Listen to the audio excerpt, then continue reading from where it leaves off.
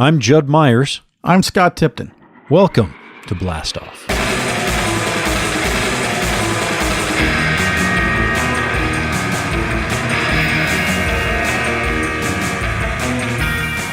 And welcome to the Blastoff podcast. We're here for one of our home shows, coming to you from Blastoff HQ in the heart of the Arts District in North Hollywood, California. Judd, what's up for retail this week?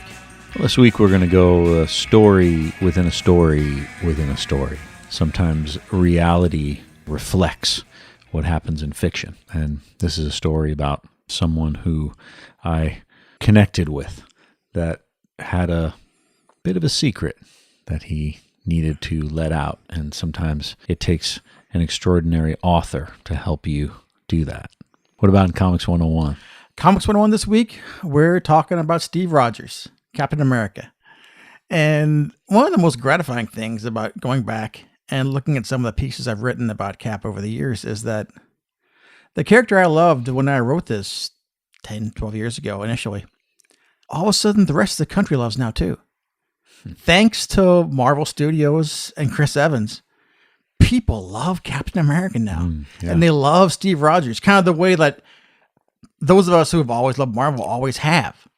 And the fact that they managed to get across that kind of essential goodness and essential rightness of that character, not because of blind jingoist patriotism, but because of this kind of unwavering belief in doing the right thing no matter what. To see that recognized by people now, thanks to these movies, it's great. And it made going back and looking back at what I'd written in the past even more of a treat. Well, look, it's amazing what Marvel has done because they've accomplished the task of, like, the average person on the street, if you said Peter Parker, they knew it was Spider-Man. But if you said, who's Captain America, they didn't know it was Steve Rogers. They do now. If you said Iron Man, they didn't know Tony Stark. Oh boy, do they ever now.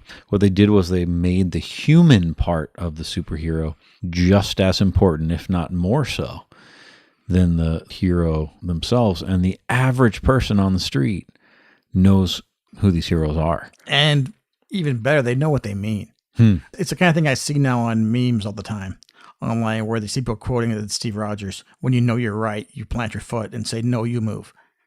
And that has a meaning now it didn't have 15 years ago or 10 years ago.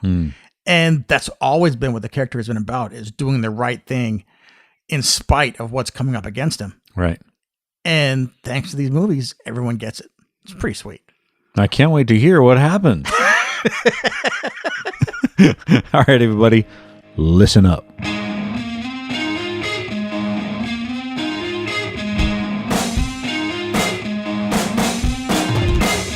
The history of comic books, the characters you love, and the people who created them.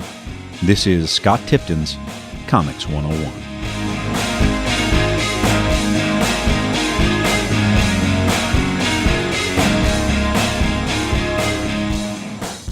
By 1941, public opinion on whether or not the U.S. should get involved in the fighting in Europe was extremely mixed. One place that wasn't quite so conflicted was the comic books, particularly those published by Timely. Having already had a taste of success with Carl Burgos' Human Torch feature and Bill Everett's Submariner, Timely opted to go for broke with its newest creation. Capitalizing on the nationalistic mood of a country on the brink of war, the company's publisher, Martin Goodman, enlisted the creative team of Joe Simon and Jack Kirby to create a patriotic hero, one that the company, and ideally readers everywhere, could rally around. Simon and Kirby more than came through when they delivered Captain America. Goodman must have been impressed, because Captain America was the first Timely character to make his debut in his very own magazine, Captain America Comics, published in March of 1940. The tale opens with the destruction of an American munitions factory by Nazi agents working undercover in the United States. This and other acts of sabotage have prompted President Roosevelt to order a new project to halt this wave of destruction, and he sends several military leaders to oversee the culmination of the plan. Entering the lab is a frail, skinny young man who volunteered for Army service and was refused because of his unfit condition. A scientist, Professor Reinstein, injects him with a mysterious seething liquid, and within moments the young volunteer, Steve Rogers, is transformed into a perfect specimen of humanity. And as Professor Reinstein boasts, the first of a corps of super agents whose mental and physical ability will make them a terror to spies and saboteurs. Professor Reinstein's triumph is short-lived, however, just as the scientist dubs Rogers Captain America, because, he says, like you, America shall gain the strength and the will to safeguard our shores. One of the military observers reveals himself as a traitor and pulls out a pistol, murdering Professor Reinstein and destroying the only remaining supply of the super soldier serum. The furious Rogers leaps in and mops the floor with the Nazi agent, who, in an effort to escape, stumbles into some high-voltage equipment and is electrocuted. Unfortunately, the Nazis' mission is a success. The serum and its creator are both destroyed. Despite the hopes of Professor Reinstein, there would be only one Captain America.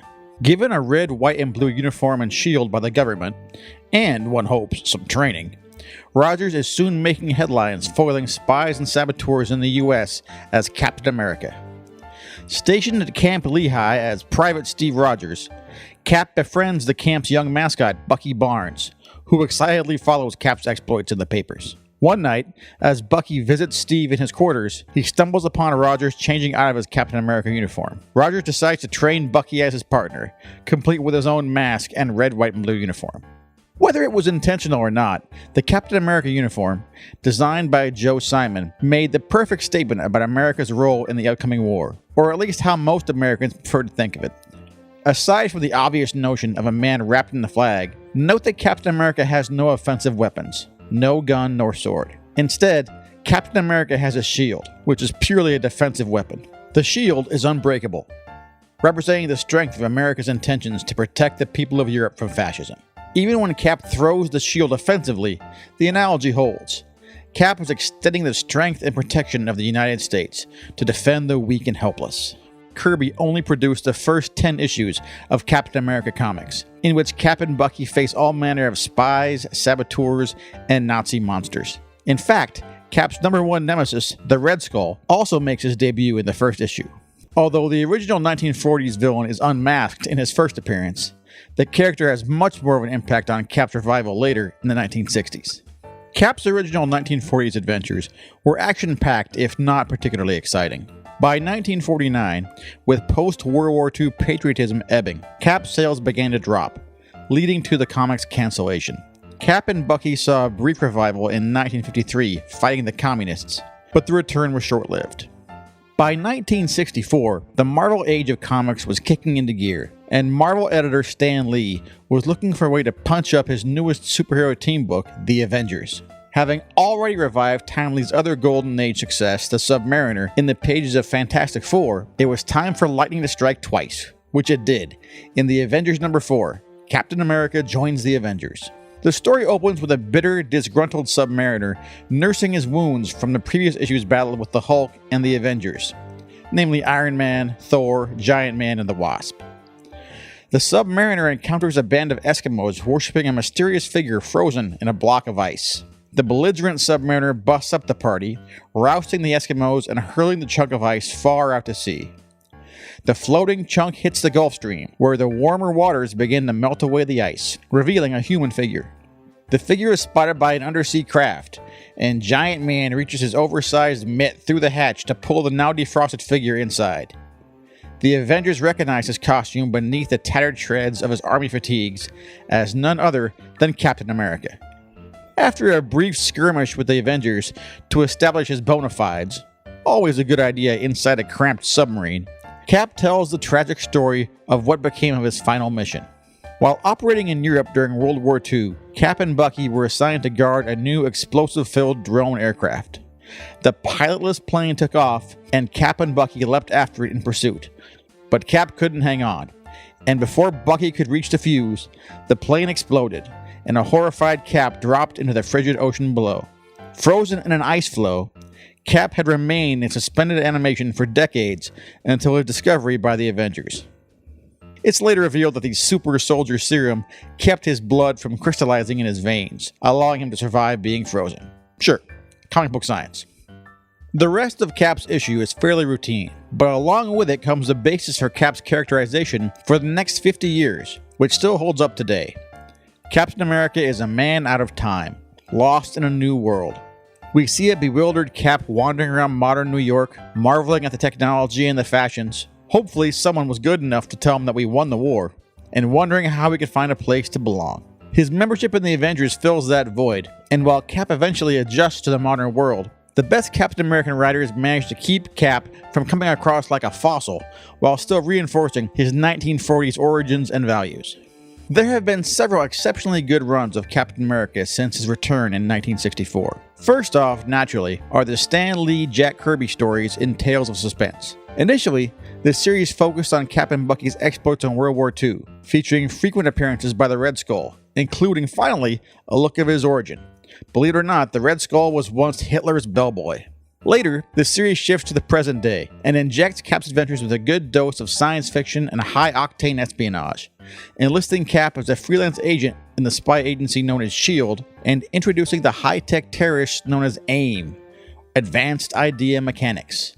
Not only is AIM responsible for the creation of the Cosmic Cube, which can convert thoughts into reality, but it also revives the Red Skull, who had fallen into suspended animation due to exposure to mysterious chemical gases.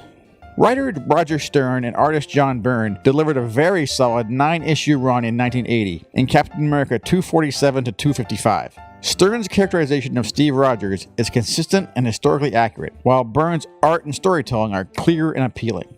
The Stern-Byrne run also introduces future Cap love interest Bernadette Rosenthal, and places more emphasis on Steve Rogers' attempts to build a personal life, including a new career as a commercial artist. In 1985, Marvel editor and writer Mark Gruenwald took over the scripting on Captain America, and remained for more than 10 years and 136 issues. The highlights of Gruenwald's run came with issue 332 in August 1987, entitled The Choice. Captain America is summoned by a secret presidential commission and informed that since the federal government created the uniform and identity of Captain America, they therefore own the concept of Captain America. If he wants to continue in the role, he must put an end to his operations with the Avengers and S.H.I.E.L.D., as well as his solo operations, and only report directly to them. After much deliberation, Steve Rogers refuses, citing his loyalty to the American dream and not one particular administration, and turns in his uniform and shield, giving up his life's work as Captain America. The Commission attempts to replace Captain America with disastrous results, while Steve Rogers searches for a way to adjust to his loss and find a new way to serve the American dream. While the replace the superhero with a crazy dark version storyline was a popular one at Marvel and DC in the late 80s and early 90s, Gruenwald did it first and did the best job of it as well. When Gruenwald left the series, writer Mark Waid and artist Ron Garney took over with Captain America 444 and kickstarted the series out of its creative doldrums. Waid and Garney approached the series like a Tom Clancy thriller, and suddenly Cap did a lot less speech-making and a lot more ass-kicking. When Cap did speak, however, his voice was dead on. Following that, writer Ed Brubaker and artist Steve Epting embarked upon a critically acclaimed run on Cap, in which they pulled off the impossible, bringing Bucky Barnes back from the dead in a clever, convincing, and acceptable way. Bucky is revealed as the brainwashed and cryogenically frozen Winter Soldier, an unwitting tool of the Soviet Union for decades.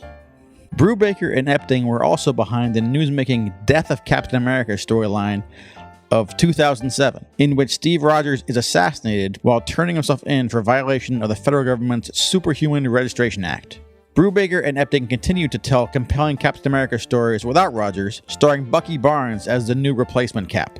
These days, Captain America is currently a bit bogged down in a lengthy storyline involving a new Hydra version of Cap which has somehow been replaced in the timeline, while Cap's 1970s partner, Sam Wilson, the Falcon, wears a shield as the new Captain America.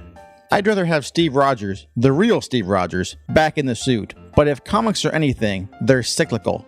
So I'm convinced it won't be too long before we see the real Steve Rogers bearing the shield once more. While the idea of Captain America as a movie star might seem like a more recent innovation, Cap's had a bigger Hollywood career than you might think.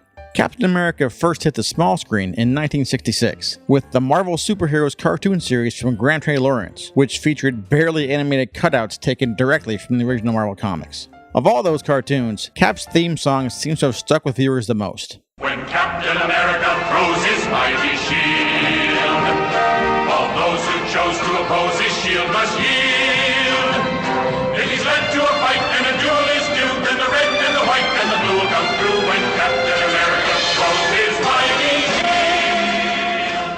undeniably catchy. Following the 1977 television success of The Incredible Hulk, CBS quickly churned out the pilot TV movie Captain America in 1978, hoping to strike gold once more. Starring the mannequin-like Reb Brown, the TV movie was, to say the least, less than satisfying. Cap's redesigned costume looked absolutely hideous, though he was given his traditional outfit in the movie's closing moments. And his transparent shield that doubled as the windshield of his motorcycle was a neat idea that just looked silly in practice. The ratings were good enough to warrant a second TV movie, Captain America 2: Death Too Soon. The second telefilm involved a plot to infect America with an aging drug, and featured a clearly slumming Christopher Lee as its villain. These movies are memorable mostly for the scenes of Cap on his motorcycle, blasting out of the back of his cool 1970s-style Chevy van. Captain America's career in film, it's been a decidedly mixed bag. Actually, it hasn't been that mixed. Up until the advent of Marvel Studios, it was pretty much all bad. Cap was in movie theaters as early as 1944, thanks to the 15-episode Republic Saturday morning serial Captain America. Starring Dick Purcell, the serial pitted a shieldless Captain America, who was really crusading District Attorney Grant Gardner, against the villainy of the Scarab, who was plotting to destroy the city with a sound vibration device. Pretty routine Republic cliffhanger stuff. Nothing terrible, but certainly not up to the standards of Republic's earlier effort, The Outstanding Adventures of Captain Marvel. The Republic Captain America is available on VHS if you look hard enough, but it's really only for the hardcore fan. As bad as the serial was, it was still just Saturday afternoon kiddie fare. The 1990 Captain America film, however, has no such excuse. Directed by Albert Payan from an atrocious script by Stephen Tolkien, the film is awful in every category. At the time, Payan and Tolkien professed in interviews their total lack of interest in the history of the character, and boasted of having never read a Captain America comic. Believe you me, it shows. Cap is in costume for maybe 25 minutes out of the entire excruciating 2 hours plus running time. Payan, who had previously directed such gems as The Sword and the Sorcerer and the abysmal Kathy Ireland vehicle Alien from LA, couldn't even get a good performance out of stalwart character actors Ned Beatty and Ronnie Cox. Actor Matt Salinger, JD's son, is stiff and uncharismatic, showing neither Steve Rogers' all-American charm or Captain America's gritty determination. We won't even discuss Scott Pollin's horrendous performance as the Red Skull. Even through what looks like pounds of latex makeup, he's dull and uninspired. Avoid this one at all costs. And then, amazingly, we get the Marvel Studios era, and 3 Captain America films, each different and decidedly unique, yet all completely bound to the Captain America character, treating it with respect and an honesty and a sense of authenticity to the comic books that no one could ever have expected. And make no mistake about it, Chris Evans' performance as Steve Rogers is every bit as brilliant a performance as Robert Downey as Tony Stark. And I'd argue, even tougher, since it's a much less flashy character to try and pull off. In fact, I'd give Chris Evans' Cap the highest of compliments as the best superhero performance since Christopher Reeve. Thankfully, we should have at least 2 more outings for Evans' Cap to go in the final 2 Avengers films. Personally, I say back up the Brinks truck and keep Evans playing Captain America as long as possible.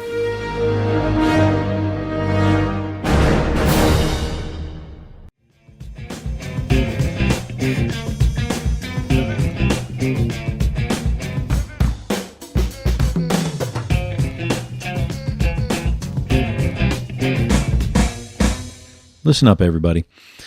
There's a place on the interweb. It is called BlastoffComics.com. This place is a place of wonder. It is a place of joy.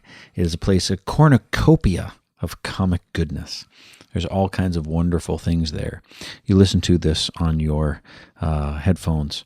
You're driving in your car.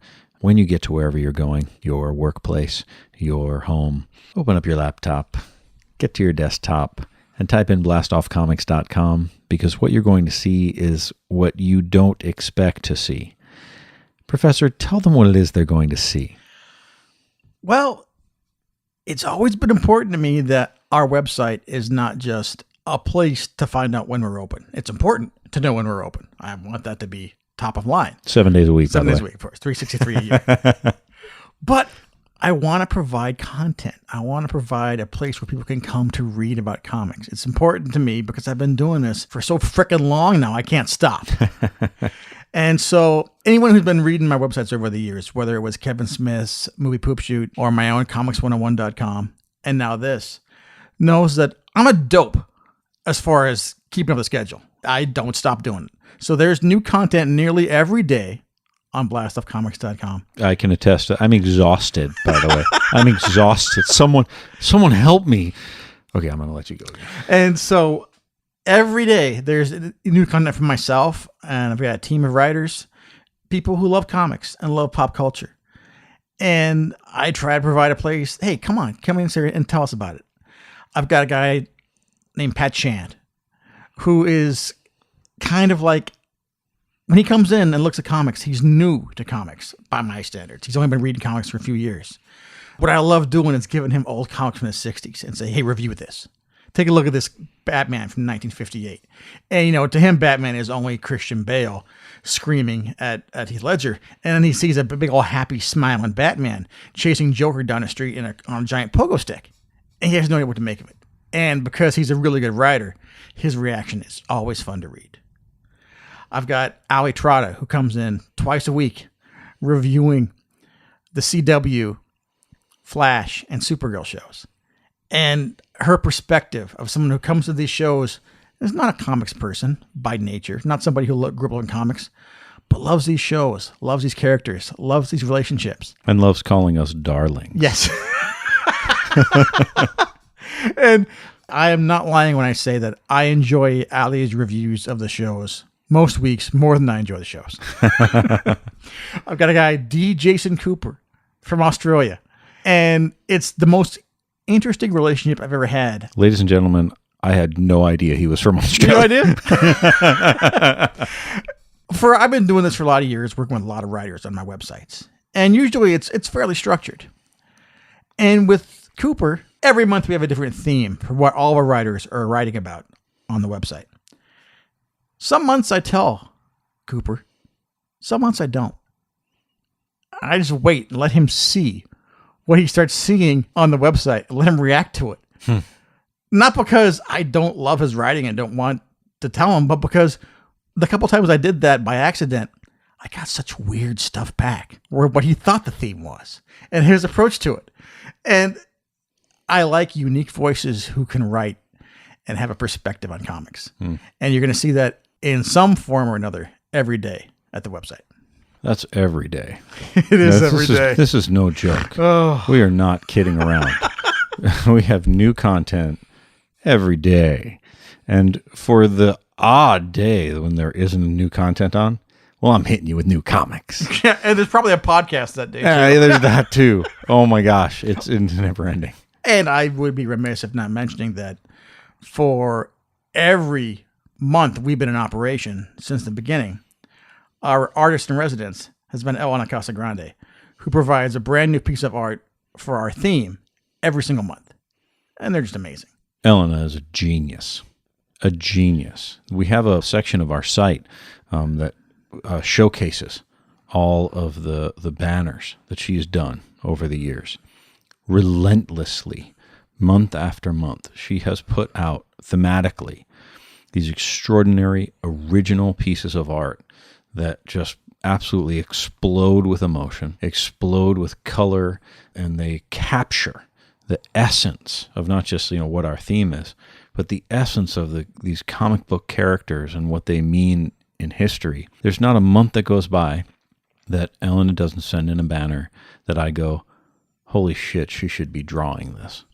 And it's not as if she's not busy. I mean, this is a woman who currently is working for Doctor Who for Titan. Yeah. She's been working with Vigilante for DC. Mm-hmm. She's working on X-Files currently for IDW. She's done so much of my work on Angel and on Star Trek over the years.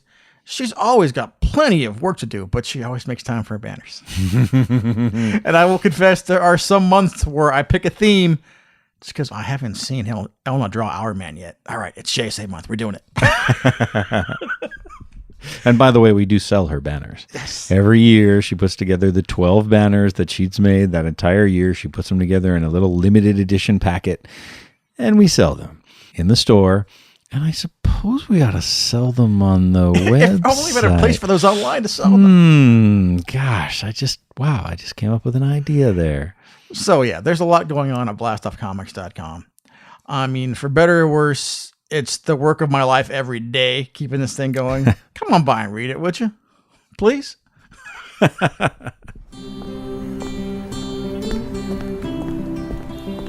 Not all great stories happen in the pages of a comic book. Some of them happen in the store.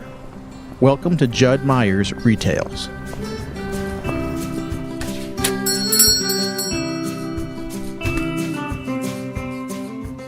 In walked Dave, towering and foreboding. His arms were muscular, tattooed from shoulder to wrist. Dragons and monsters adorned them, colors blazing.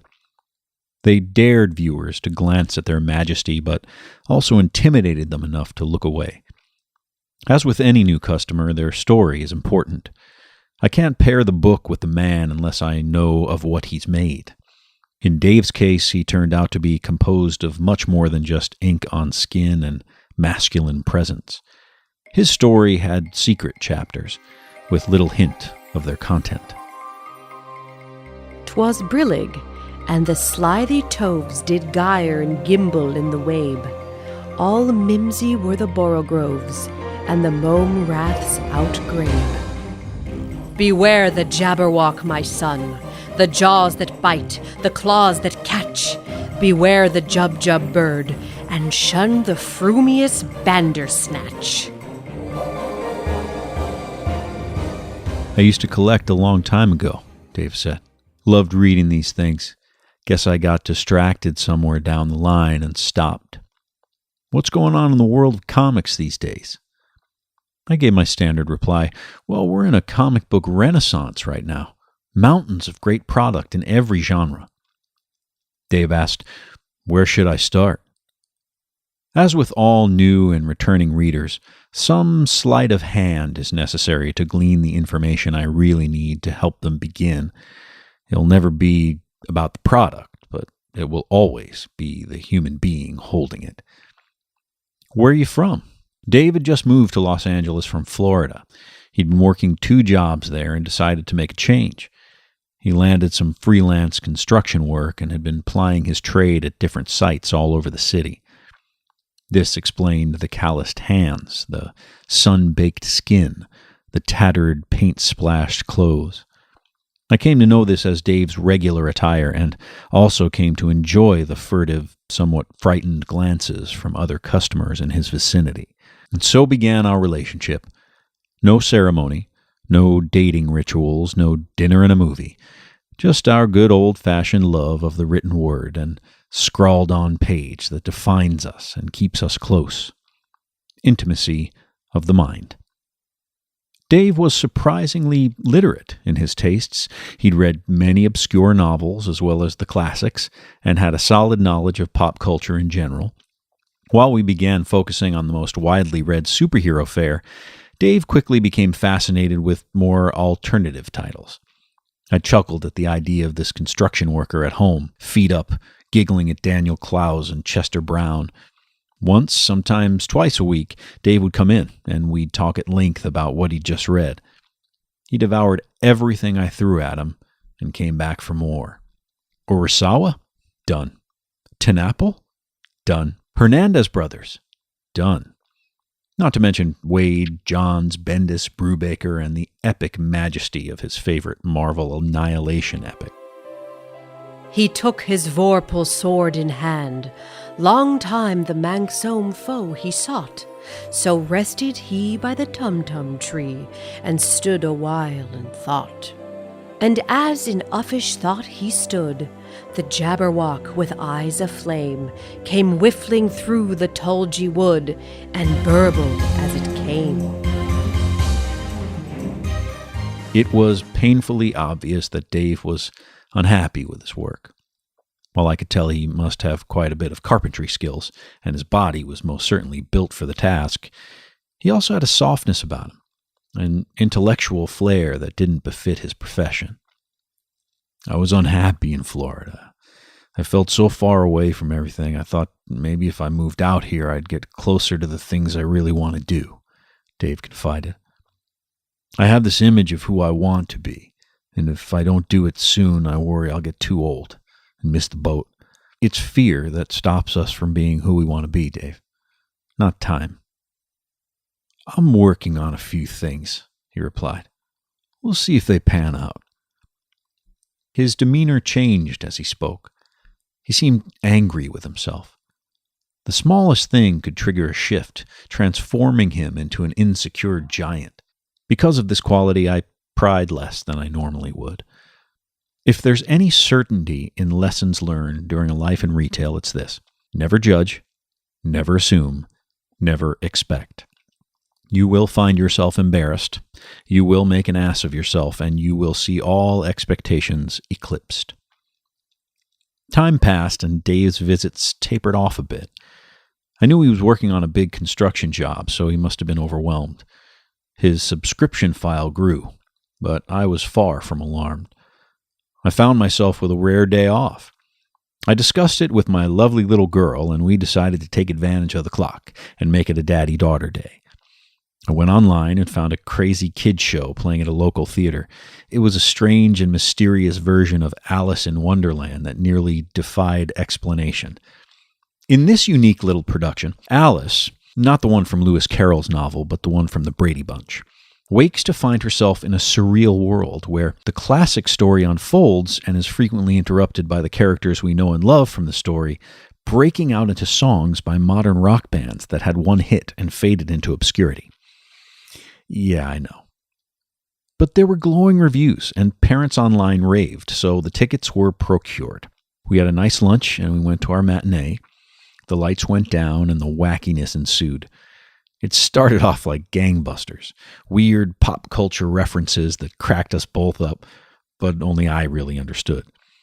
It was obviously designed to appeal to both children and their grown-up dates. The show veered from the modern world of the Brady Bunch into the tilted one of Sir Carol. Hannah was utterly confused, but got a kick out of Alice being an old maid. Then, out of nowhere, the stage exploded into a Cirque du Soleil extravaganza. Lights, costumes, stilts, the whole 9 yards. The cast broke out into song, danced and cartwheeled their way through a Frankie Goes to Hollywood number, and finished with a flourish. The lights came up a bit, the audience cheered wildly, and the cast froze in a musical tableau. My hand stopped mid-clap. My mouth hung open. I stared closely at the stage, my neck craning to its breaking point. There, in the middle of this loony bunch of actors, standing straight upon his head, was my very own Dave. What? How? Why? The show continued, and I was transfixed. Here was a man who I only pictured with a saw and power drill in his hand, walking on stilts as if they were grafted onto his legs. He changed costumes and voices like some sort of savant. He took up swords and plastered on makeup and leapt through the air like a gymnast. And he sang. This quiet hulk of a man that I knew from my store might as well have been an elaborate illusion. He was brilliant and hilarious and altogether shocking. As the show wound down, the Jabberwock entered the stage. It was an enormous and intricate piece of puppetry, all beak and claw and roaring fire. Hannah actually shrunk back into her seat. It traipsed the stage, tearing limbs and eating characters whole. There must have been 3 actors in there manipulating this patchwork beast. From the wings came the savior. Bells hung from his pointy hat. His green slippers curled at the front and sent him sliding in all directions. He swung his mighty plastic sword like a baseball bat. An Arthurian jester had come to slay the savage monster. "Get him, Joker Man," whispered Hannah. "Get him, Dave," I whispered beside her. As if he'd heard our plea, Dave ran across the stage, grabbed a rope, swung around twice, flipped upside down, did a somersault, handed his sword to a fellow thespian, juggled some fruit, took back his blade, leapt over 2 village commoners, and let fly his weapon. Red scarves shot out of the Jabberwocky's neck, signifying blood. It reached up with its scraggly claws and grabbed for its beak, but found only air. Off with his head, indeed. 1, 2, 1, 2, and through the vorpal blade went snicker-snack. He left it dead, and with its head he went galumphing back. And hast thou slain the Jabberwock? Come to my arms, my beamish boy. O frab juice day, Calloo, Calais, he chortled in his joy. We adults roared with approval, and our children screamed, frightened but loving every minute. And Dave raised his arms in victory, elated. So much so that he broke out into a bluegrass version of a Duran Duran song. The cast joined in, the townspeople were regurgitated from the headless beast, and Alice was sent on her way back to her little room beside the kitchen at Shea Brady. Days later, I was deep into my work at the store, head stuffed under some back-issue bins. "Howdy, stranger," a voice bellowed. "Howdy yourself," I replied, shaking Dave's hand. "Where you been hiding?" Dave smiled. He looked relaxed, at ease with himself in a way I'd never seen. "Just been working on a project," he said. "It's taking up all of my time, but the hard part's over, so I can visit more often again." I decided not to say anything for a while. If Dave didn't want to talk about his project, who was I to pull the covers?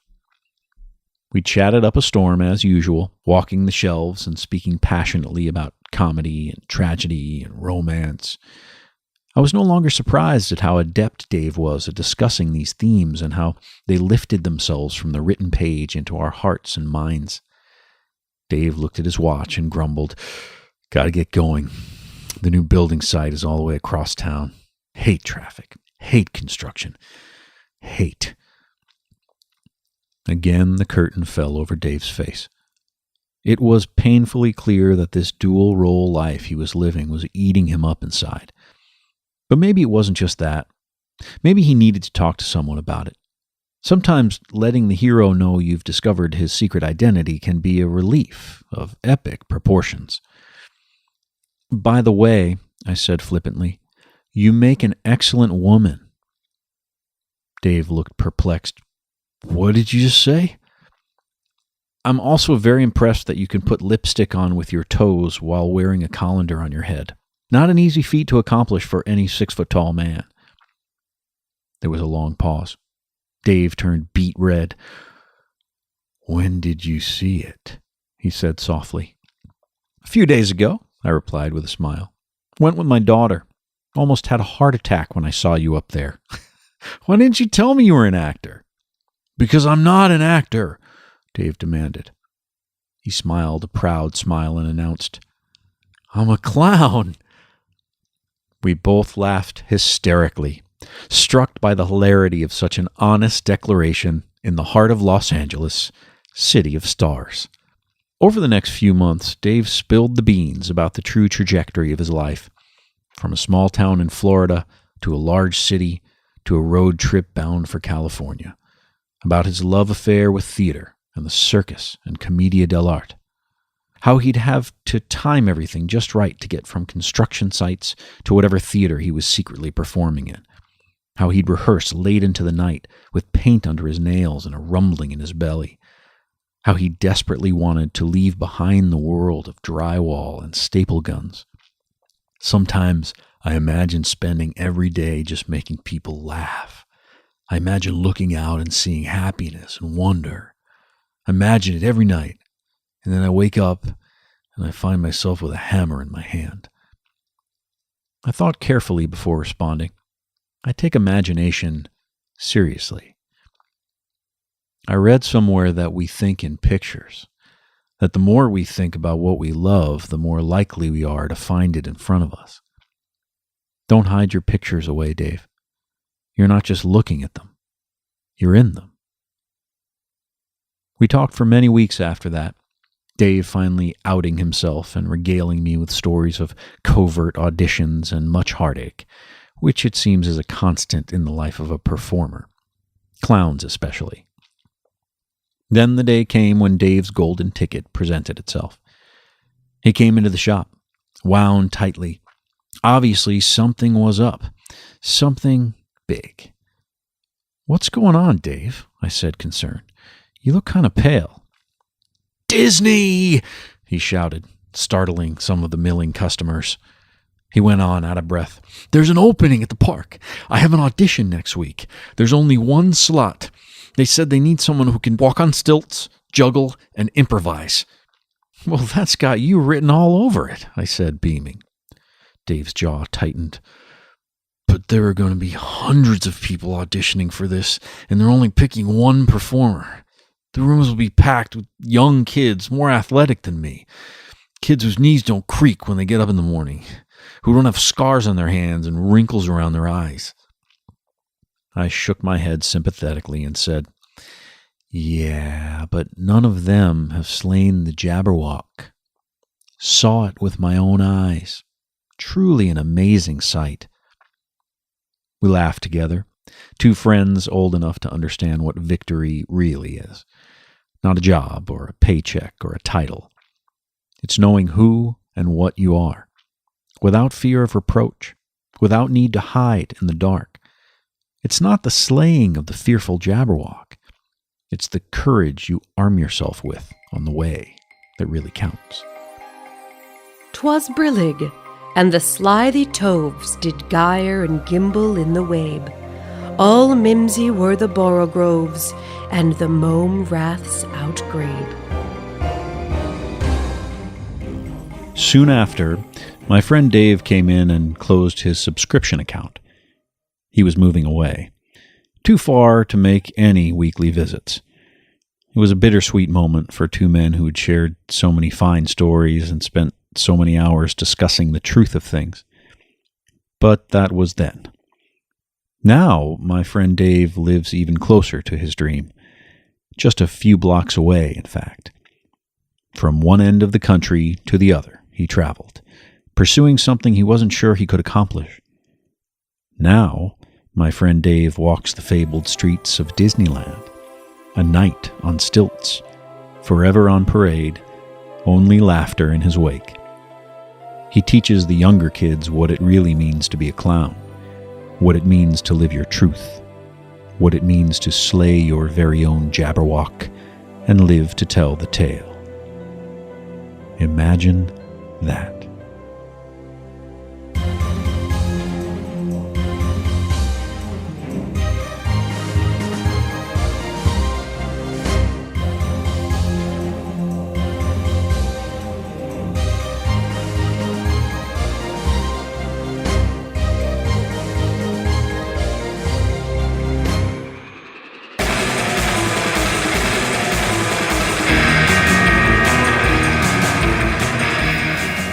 The Blastoff podcast is produced by the Colonel, Jeff Fox, Scott Tipton, and me.